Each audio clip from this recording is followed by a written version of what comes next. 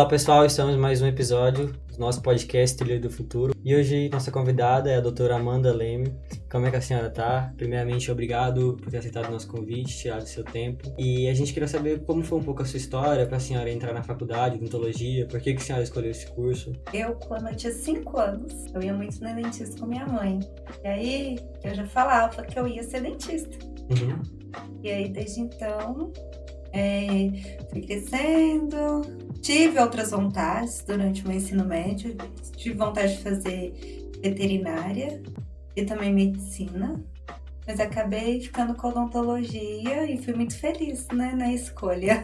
Quando a senhora entrou na faculdade, a senhora teve aquela confirmação? Porque muita gente entra e depois muda. Então, como eu tive as dúvidas antes, aí eu entrei um pouco assim, Mas- será que eu vou gostar mesmo? Só que no início as matérias são bem parecidas com a medicina, né? E aí, para aprofundar mesmo na odontologia, demora um ano e meio. Mas depois que eu entrei mesmo aprofundado na odontologia, eu amei. Nossa, eu achava que eu estava no caminho certo mesmo. Qual a senhora acha que é o desafio assim, do dia a dia de um dentista? Assim, trata com pessoas. Cada pessoa tem uma personalidade. Então, você tem que entender muito bem quem você está atendendo, né? O que ela deseja também. Por mais que a gente saiba que o tratamento é tal, que a gente vai oferecer, dentro da odontologia a gente tem que oferecer 3 leques de opção para o paciente. Então, de tratamento. Então, assim, mesmo que o seu desejo é pôr uma lente de contato. Mas qual é a necessidade disso? Quais são as consequências disso? E quais são os tipos de lentes de contato que existem dentro do mercado e os valores que elas referente a cada uma, né? Então, a odontologia é pautada por isso. Você, no mínimo, tem que dar para o paciente 3 opções de tratamento, pelo conselho de ética, inclusive. É que tudo muito personalizado, né? E dentro do nosso meio a gente tem vários tipos de restrições também do que é conduta ética e não ética a ser oferecido para o paciente também, né? Eu lembro que a senhora mencionou que a senhora é mãe, Sou né? mãe. E, assim, tendo 2 filhos, eu entendo que a sua rotina deve ser muito difícil, consolar essa vida de mãe e essa vida, né, de dentista. Então, como mais ou menos a rotina da senhora, assim, no dia a dia? Eu reduzi muito minha carga horária depois que eu tive filho. Antes eu trabalhava muito mesmo. Sem hora, na verdade. Aí depois que eu tive filho, hoje em dia eu tive que reduzir, eu trabalho praticamente meio período. E umas 4 vezes no máximo na semana. Eu trabalho hoje em dia mais ou menos. Tem dias que quarta-feira é um dia que eu excedo um pouquinho mais. Mas devido eu ter uma rotina mais maleável com a minha filha.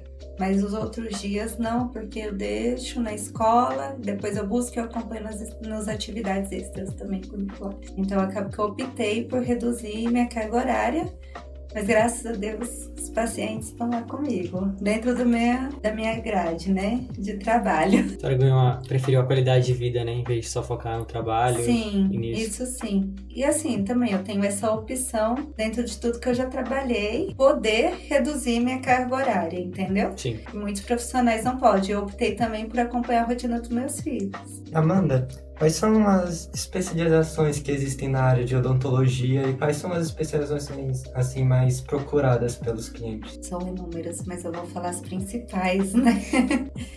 Eu acho que dentística, pério, implante. Hoje em dia a alta é a harmonização facial, né? A ROF, né? Que todo dentista forma quer trabalhar com isso.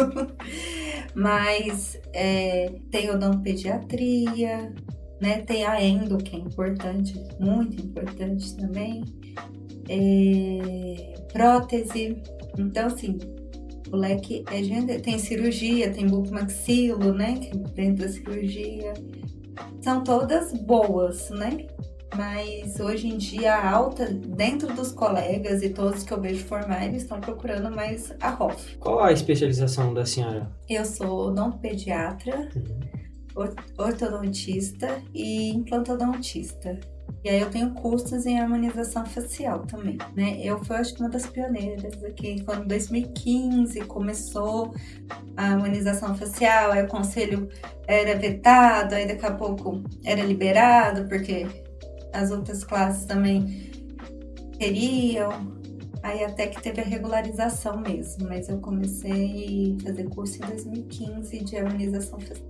Quais conselhos a senhora daria para quem está pensando em seguir essa carreira? Que tem que ter muita dedicação, tem que ter paciência, porque o início não é fácil. Persistência. Persistência. Eu acho que assim, na época que eu formei, só tinham 4 faculdades no DF. E aí as aulas eram integrais, né? Então formava menos turma. E ainda assim já tinha muitos dentistas para X pacientes. Mas hoje em dia tem muitas faculdades, acho que mais de 10 faculdades de odontologia no DF. E cursos de manhã, tarde e à noite. Então, tem que pensar bem no mercado, pensar bem o que você vai fazer. E fazer com bastante êxito, né? Porque o que eu vejo, assim, que existe muitos formando sem estar com qualificação necessária para atendimento. Então, eu vejo que eu tive muitos estagiários, né, comigo. Todo mundo pedia estágio, eu dava, mas eu vejo que de todos os estagiários, por exemplo, passaram 10, 2 se destacaram, entendeu? Muita gente se formando, mas sem qualidade para entrar no mercado. Eu acredito que 2 serão ótimos cirurgiões dentistas, mas esses 8, infelizmente, não deram tudo de si, por algum motivo, faculdade, eu não sei, não posso dizer, eu acho que isso é pessoal, eu acho que a pessoa tem que querer, né, Sim. em cima de tudo. Uma pergunta, hoje em dia a gente tem que se atualizar, né, por causa que a tecnologia está muito presente nos trabalhos. Sim. A senhora acha como que a tecnologia impacta essa área da senhora? Eu acho que o ponto positivo é que você pode ter bastante acesso ao que pode ser feito, o que deve ser feito, a ter mais informações se você está sendo enganado ou não, né? Mas eu também acho que existe a maneira, tem que tomar cuidado para não ser iludido, porque cada um é o individual, né? Você sorri de uma maneira, ela sorri de outra. Você tem um perfil alto, ela tem um perfil baixo. Quando eu falo perfil alto, quando eu sorrio, eu exponho muito gengiva, por exemplo. E você às vezes não expõe, mas você quer ter o sorriso dela. Entendi. E isso impacta totalmente no que eu tô vendendo. Não adianta eu te vender. A minha lente pode ser bem instalada, o meu implante pode ser bem instalado, mas cada um tem uma mordida, cada um tem um perfil. Então, isso impacta muito na venda pessoal de cada um, né? Você é um classe, vou usar expressões, né? Um classe 3. Ela é uma dólico-cefálica, que é um rostinho mais redondinho. O seu é o braque mais quadradinho. Então, isso tudo impacta no qual o tipo de tratamento que eu vou te passar, entendeu? Sim. Então não adianta, quando eu vou numa rede social e posto o seu perfil, que ficou lindo, ok, eu fiz um bom trabalho, mas eu não... Aí ela sonhar em chegar no seu perfil, já é outra coisa, entendeu? Outro desafio. Então assim, as pessoas exigem, eu quero ficar com o sorriso do fulano de tal.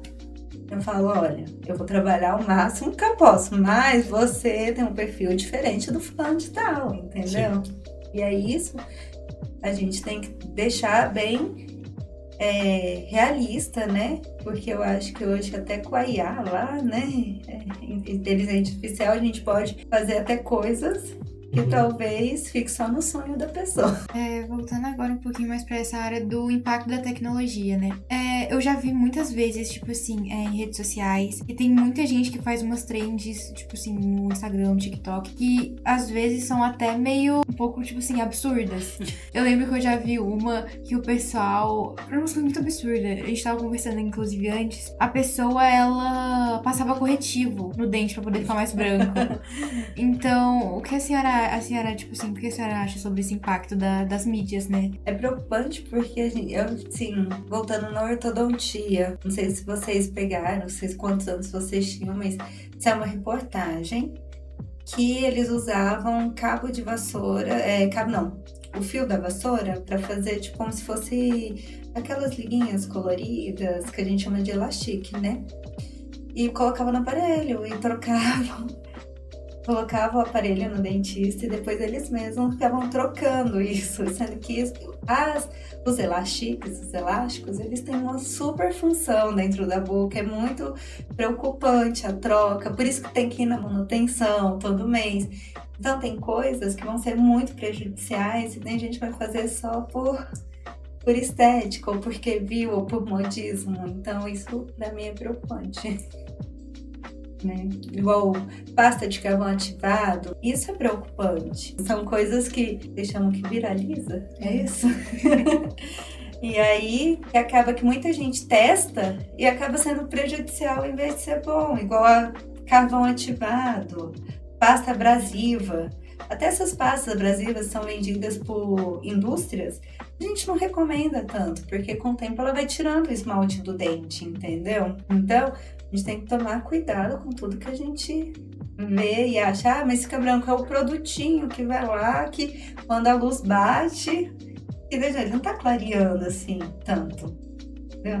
Entendi, sim. Já puxando também esse gancho de não fazer tudo que você vê na internet, é importante as pessoas irem no dentista quando tiverem alguma dúvida sobre higiene bucal, saúde dos dentes, até estética também, e procurar o dentista certo, né? Não pode ir em qualquer dentista, dependendo do que você quer. Eu acho que cada um tem sua especialidade. Eu acho que não dá para todo mundo fazer tudo, né? A gente entende, mas a gente tem que orientar. Olha, fulano, esse daqui é com especialista tal, esse com especialista tal, esse é com tal especialista, que não dá para todo mundo ser bom em tudo, né? Você tem que se especializar e ser bom naquilo que você faz. Eu mesmo assim, eu amo pediatria, trato muito bem, mas não é hoje minha especialidade carro-chefe, entendeu? Hoje em dia é o Invisalign e o implante guiado, então eu preferi ir para esses dois ramos, né? Mas, e como eu não faço canal em ninguém, só o especialista em canal, que é o endo, né, endodontista, que vai fazer o canal. E aí isso é importante mesmo. E ir ao dentista 2 vezes ao ano, né? A gente dá tanta prioridade para tudo e para nossa boca, normalmente todo mundo deixa de lado. E ter uma boa orientação de escovação bucal, né? Eu acho que o que falta também é orientação. Se todo mundo, desde pequeno, tivesse uma orientação correta, iria no dentista para fazer prevenções e as outras correções ortodônticas, que isso é genética, né? Ou um mau hábito, uma má função que causa, né, os dentes tortos, né? Ou a má oclusão e ser orientado, porque hoje em dia, assim, uma orientação o uso de fio dental é fundamental, uma correta escovação, uma escova correta evitaria muita coisa, né? Muitos problemas. A senhora poderia falar algum meio da gente encontrar a senhora, o Instagram, o telefone? Eu tenho o Instagram, que é Amanda Leitsky Leme, e tenho o meu celular, que é o 61982146464. Doutora, a gente queria te agradecer por senhora ter tirado o seu tempo para falar com a gente. Foi um prazer entrevistar a senhora. Foi um prazer estar aqui com vocês também.